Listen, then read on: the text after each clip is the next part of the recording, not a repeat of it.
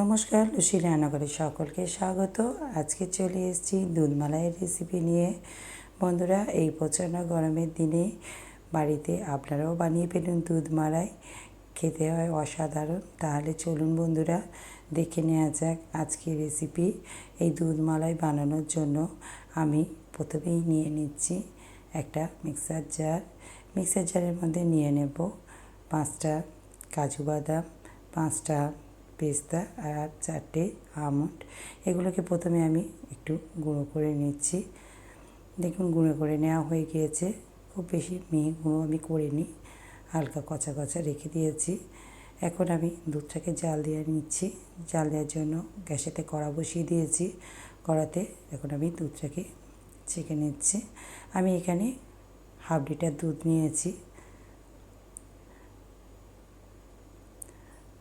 দুধটা আমার ফুটে উঠেছে।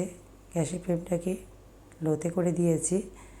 এখন আমি এই দুধ থেকে কিছুটা দুধ একটা বাটির মধ্যে তুলে নিচ্ছি।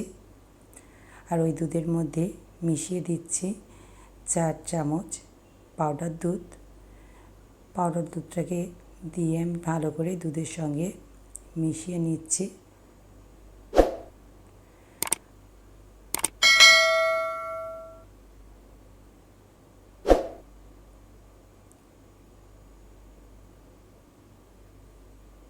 ভালো করে পাউডার দুধটা মিশিয়ে নিয়েছি।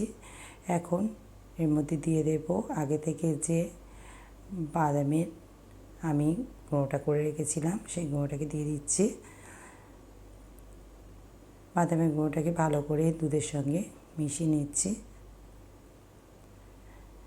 মিশিয়ে নেওয়া হয়ে গিয়েছে। এখন এর মধ্যে দিয়ে দেব 1 চামচ কাস্টার্ড পাউডার। কাস্টার্ড পাউডারটা দিলে আইসক্রিমের টেস্টটা খুব ভালো আসে, ওই জন্য 1 চামচ কাস্টার্ড পাউডার দিলাম। কাস্টার্ড পাউডারটাকেও দুধের সঙ্গে বেশ ভালো করে মিশিয়ে নিচ্ছি। কাস্টার্ড পাউডারটা মেশাতে একটু সময় লাগে, বড্ড দলা পাকিয়ে যায়, ওই জন্য ভালো করে মিশিয়ে নিতে হবে যেন দলা পেকে না যায়। বেশ কিছুক্ষণ ধরে আমি চামচ দিয়ে কাস্টার্ড পাউডারটাকে গুলে নিয়েছি।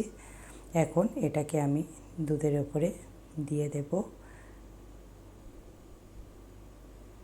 এদিকে দেখুন, দুধটা ভালোই ফুটে উঠেছে। গ্যাসের ফ্লেমটা কিন্তু আমার লোতেই করা আছে। দুধটা কতটা কমে গিয়েছে আপনারাও বুঝতে পারছেন। এখন এর মধ্যে দিয়ে দিলাম 1 কাপ চিনি। চিনিটা আপনারা আপনাদের স্বাদ মতো দেবেন। চিনিটাকে দিয়ে ভালো করে একটু নেড়ে চেড়ে নিচ্ছি যাতে চিনিটা গলে যায়। চিনিটা আমার গলে গিয়েছে। এখন দিয়ে দিচ্ছি ওই যে দুধটা বানিয়ে রেখেছিলাম, সেই দুধটাকে দিয়ে আরও কিছুক্ষণ আমি জাল দিয়ে নেব। 1 থেকে 2 মিনিট জাল দিয়ে নিচ্ছি। আর এই সময় গ্যাসের ফ্লেমটা কিন্তু আমার লোতেই করা আছে। আর কাস্টার্ড পাউডার দিলে দুধটা অনেকটাই ঘন হয়ে যায়, ওই জন্য সবসময় এরকমভাবে নাড়তে থাকবেন আর গ্যাসের ফ্লেমটাকে লোতে রাখবেন। দেখুন, আমার দুধটা একেবারে ক্ষীরের মতো হয়ে গিয়েছে। এখন আমি গ্যাসের ফ্লেমটাকে অফ করে দিচ্ছি আর ঠান্ডা হওয়ার জন্য কিছুক্ষণ অপেক্ষা করছি। দুধটা ঠান্ডা হয়ে গিয়েছে। এবারে এটাকে আমি আইসক্রিম পেতে দেব, সেই জন্য নিয়ে নিয়েছি একটা প্লাস্টিকের জার।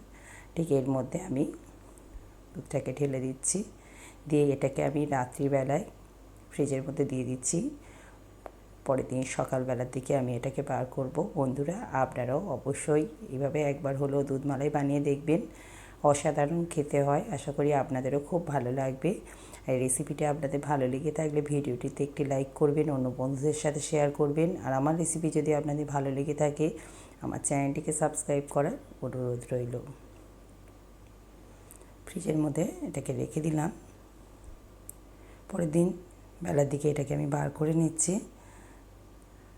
দেখুন বন্ধুরা, কত সুন্দর হয়েছে। আপনারাও দেখলেই বুঝতে পারবেন। অসাধারণ টেস্ট হয় এই দুধ মালাইয়ের। আমি এটাকে প্লেটের মধ্যে নিয়ে নিচ্ছি আর এটাকে আমি ছুরি দিয়ে কেটে নেব। সারা রাত ছিল বলে খুবই টাইট হয়ে গিয়েছে, ছুরি দিয়ে কাটতে একটু অসুবিধা হবে।